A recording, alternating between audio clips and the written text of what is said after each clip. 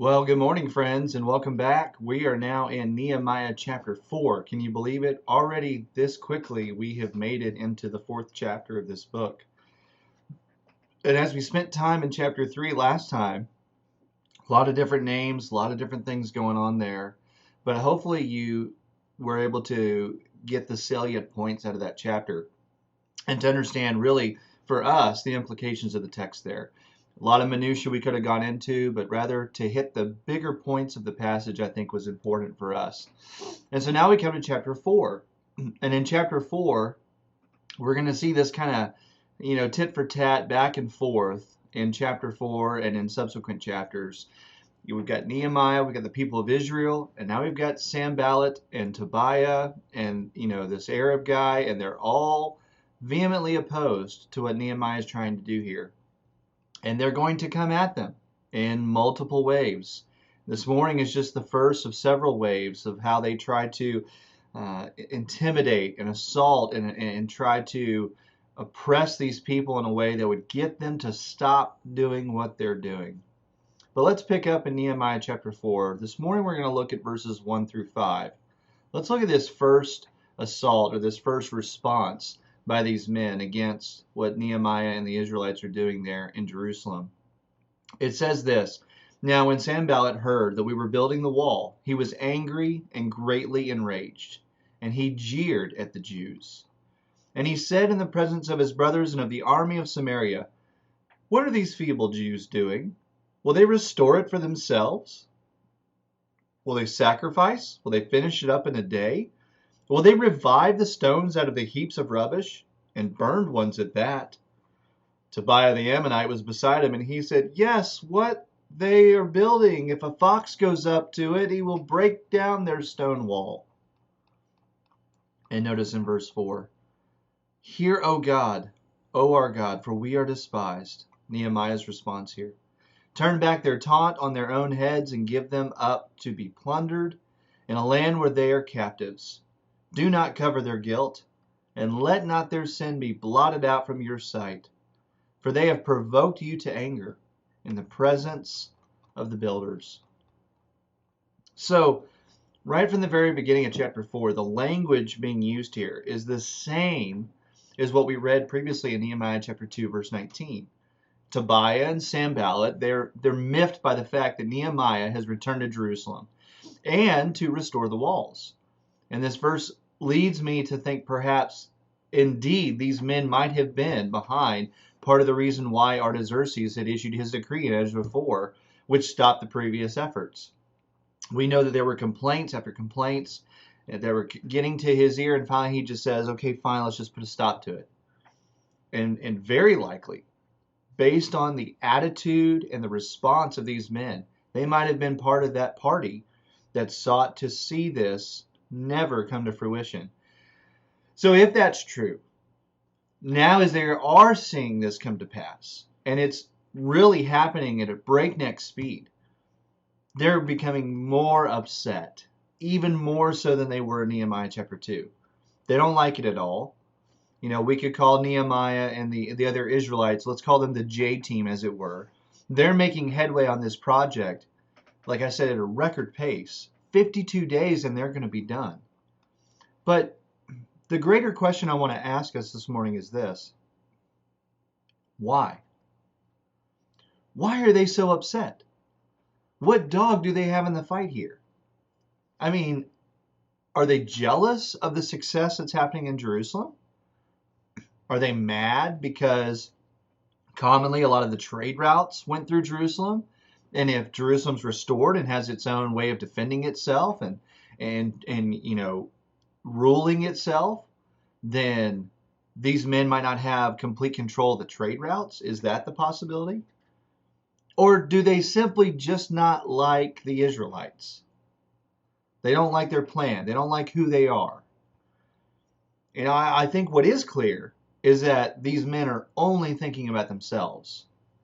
They don't care about the Israelites. They just care about themselves. Whatever their reason behind being so upset is, there's a selfish tint to it. I mean, think about it. Jerusalem's whole again and secure again, and it's able to handle itself, then Tobiah and Sanballat are going to lose the advantage that they currently have.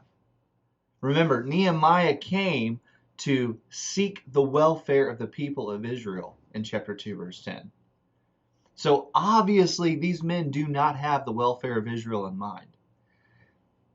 In fact, what transpires here in verses 2 and 3 only confirms their selfishness and their desire to see Israel continue to be under this authoritative thumb.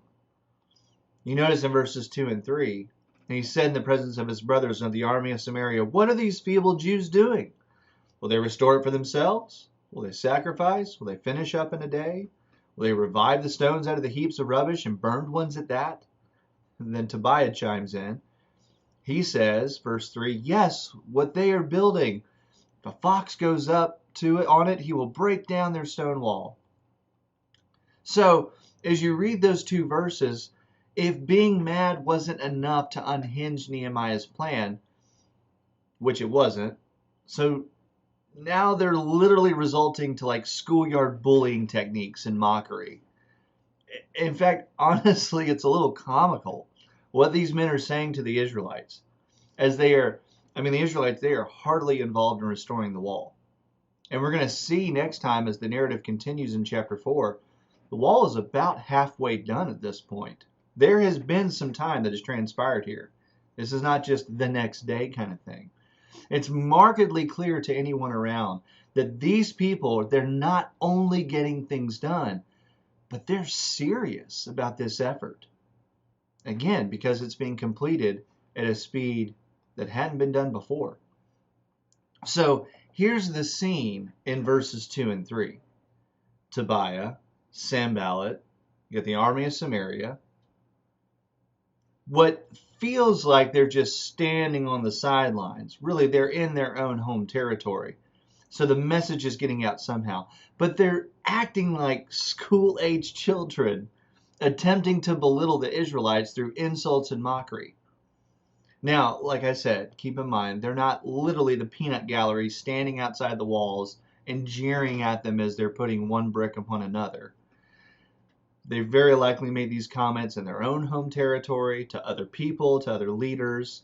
Maybe this word has traveled through other merchants, the gossip of the people, or maybe they have actually sent messengers directly to Nehemiah to convey these things. And so, as I paraphrase what Sanballat says, he's asking 5 different questions here.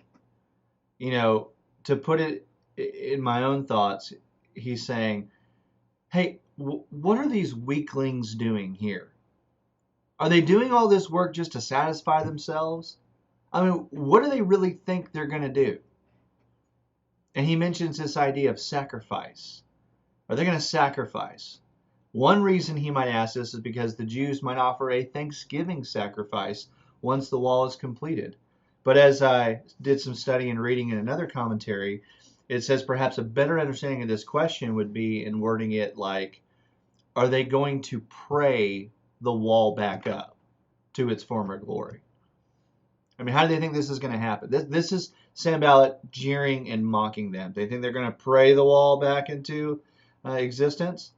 Do they think they're going to get all this done in a day? How do they really think they're going to get all this work done? Are they seriously so naive that they think they're going to be able to rebuild this wall completely and use these stones that have been torched from the last time the city was burned and destroyed? Which, side note, that's actually a stretch. Obviously the gates would have been burned down, but not the walls. Now listen, we're not talking about limestone here that could be affected by fire. If this was limestone and this was a high heat fire, yes, it could have broken down and destroyed a lot of the stonework there. But they're not dealing with limestone here. These stones are not bothered by intense heat. We're talking about walls that have been merely broken down. Now I say merely. Obviously there's a huge amount of work that has to go into rebuilding these walls, but the fire hasn't destroyed the stones. He's exaggerating here. He's essentially saying these people are just a bunch of idiots.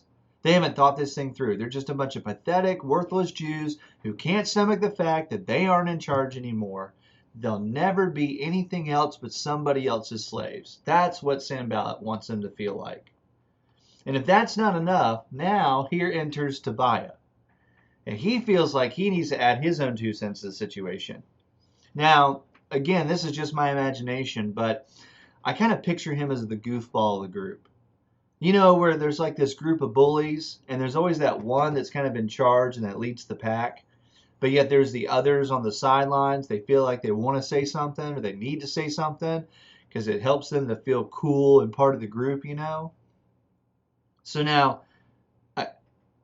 not that that really is what happens here, but it's like Tobiah chirps up after Sanballat makes his remarks.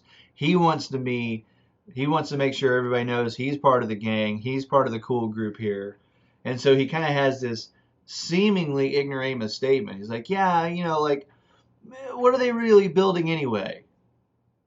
Well, obviously a wall, if you haven't really noticed. But he's saying, I mean, you know, if a fox walks up to this wall, man, it's just going to fall apart. It's pathetic. It's awful. Shoddy craftsmanship. But you do realize that the wall is about halfway completed here if you look at verse 6. And now you're going to say that a fox could just kind of brush up against it and knock the whole wall down? It's just one of those ridiculous insults that you hear in school where the kid just wants to say something mean so he looks cool to the other guys. And what comes out of his mouth typically doesn't make a whole lot of sense. Now granted, that again is my imagination, but that's kind of how Tobiah's comment feels.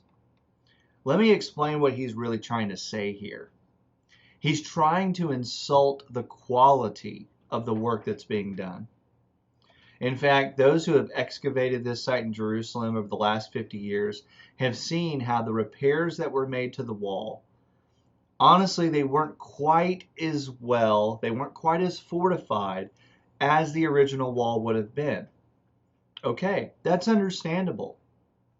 Very likely not all of these people had high levels of skills in this kind of construction. Yet they wanted to be part of the work. They wanted to see it restored. So yes, it probably isn't to the same degree as the original construction. So what Tobiah is essentially doing here is he's saying to the Jews, you guys do shoddy work.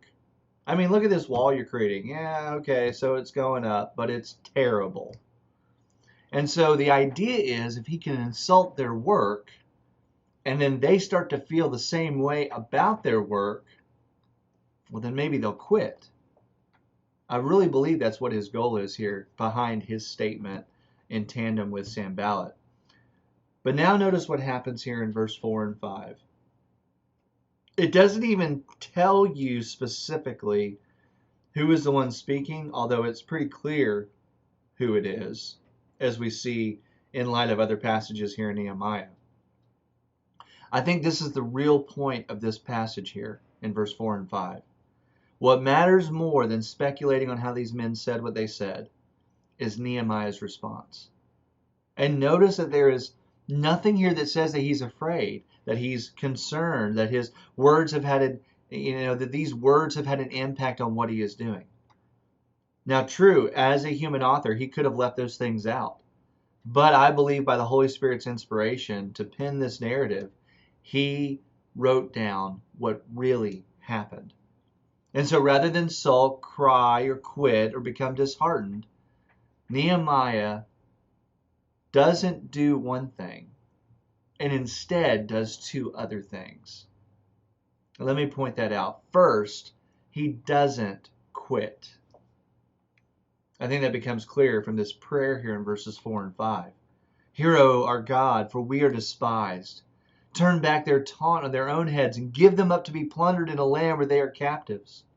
Do not cover their guilt and let not their sin be blotted out from your sight. For they have provoked you to anger in the presence of the builders. So first, what he doesn't do is he doesn't quit. But the second thing is, one of the things he does do is again and immediately he goes to God in prayer. See the consistency here already in 4 chapters.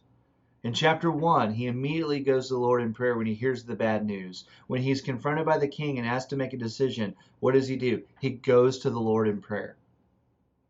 And so that's one thing I hope you've picked up on so far in Nehemiah's life, the consistency in his dependency on God through prayer when faced with decisions and when he needs answers.